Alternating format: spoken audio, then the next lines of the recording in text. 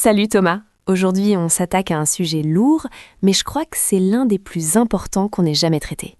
On va parler de ce sentiment horrible de savoir exactement ce qu'on doit faire pour s'en sortir, pour changer de vie, mais de rester totalement paralysé.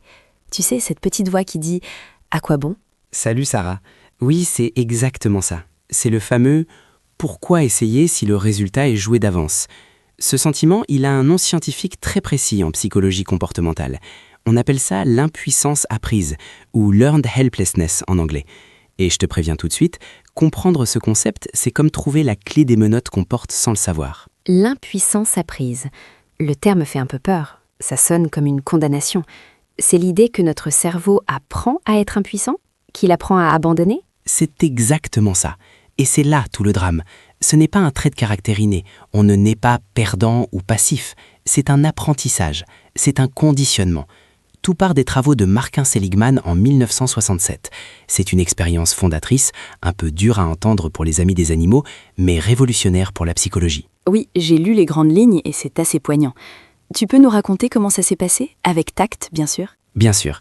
Seligman voulait comprendre le lien entre la peur et l'apprentissage. Il a pris 3 groupes de chiens. Le premier groupe, c'était le groupe de contrôle. On les attachait juste un moment et on les relâchait. Rien de spécial.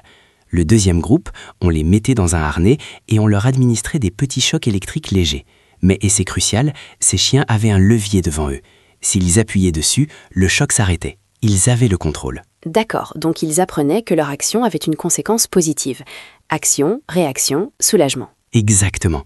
Ils avaient ce qu'on appelle le contrôle exécutif. Mais le troisième groupe, c'est là que l'histoire bascule. Ces chiens recevaient les mêmes chocs que le deuxième groupe, au même moment, sauf que leur levier à eux était déconnecté. Quoi qu'ils fassent, qu'ils appuient, qu'ils aboient, qu'ils se débattent, le choc continuait jusqu'à ce que le chien du deuxième groupe arrête le sien. Donc pour le groupe 3, le choc était totalement aléatoire et inévitable. C'est terrible. Donc ils ont appris que peu importe leurs efforts, la souffrance continuait. Ils ont appris l'inutilité de l'action. C'est ça. Mais attends, l'expérience ne s'arrête pas là. C'est la deuxième partie qui est la plus choquante.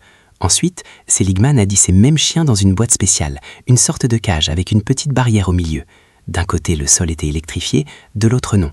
Il suffisait de sauter par-dessus la petite barrière pour être en sécurité. C'était super facile. J'imagine que les chiens du premier et du deuxième groupe ont vite compris le truc. Immédiatement, en quelques secondes, ils sautaient la barrière et ils étaient tranquilles. Mais les chiens du troisième groupe, ceux qui avaient appris que leurs actions ne servaient à rien, Sarah, ils se sont couchés par terre. Ils ont gémi et ils ont encaissé les chocs. La barrière était là, la sortie était visible, la solution était littéralement à 10 cm de leur nez. Mais ils n'ont même pas essayé de sauter. Waouh, c'est glaçant. Ils ne bougeaient pas parce qu'ils pensaient que c'était impossible d'arrêter la douleur, même quand la situation avait changé. C'est le cœur du problème.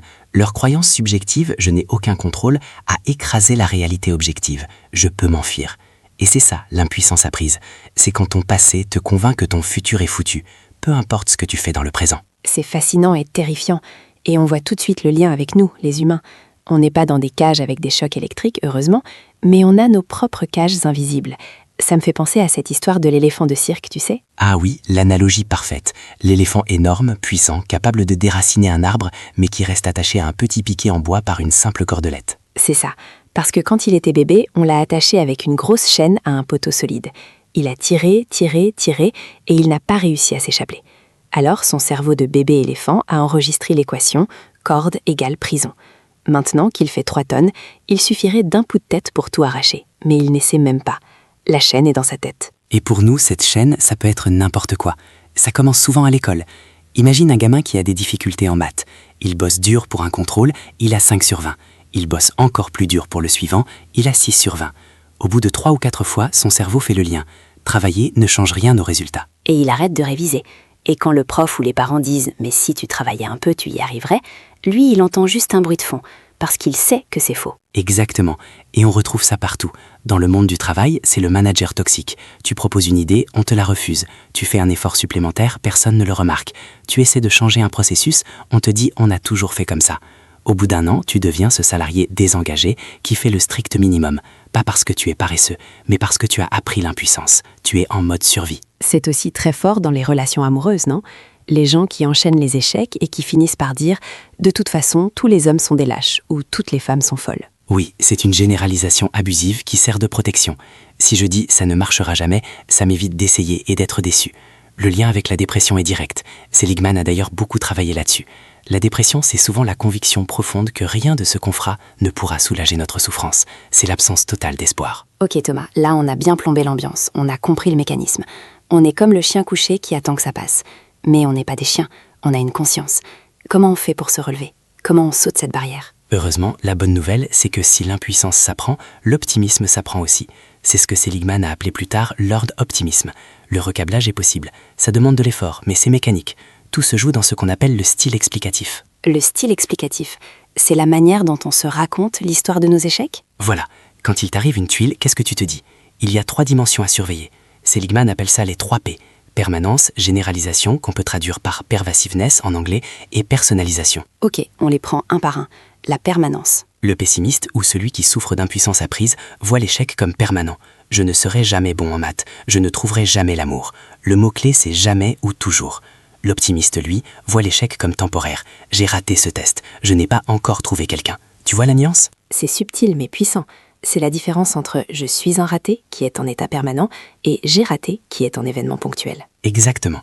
Ensuite, le deuxième P, la généralisation, ou pervasiveness en anglais. C'est l'effet tache d'huile.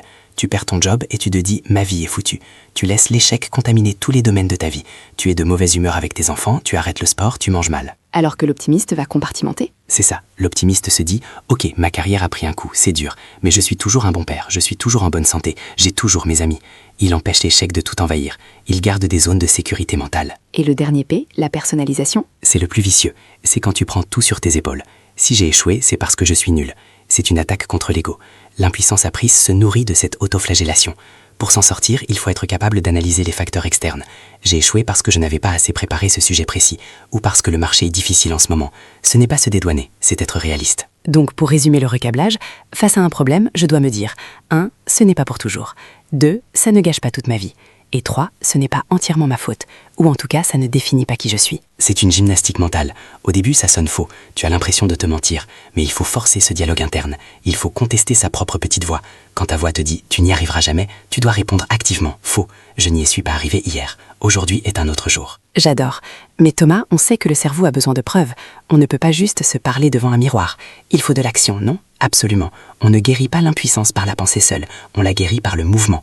Il faut prouver à ton amygdale, à la partie primitive de ton cerveau, que tu as retrouvé le levier, que le levier fonctionne. Et on commence par quoi?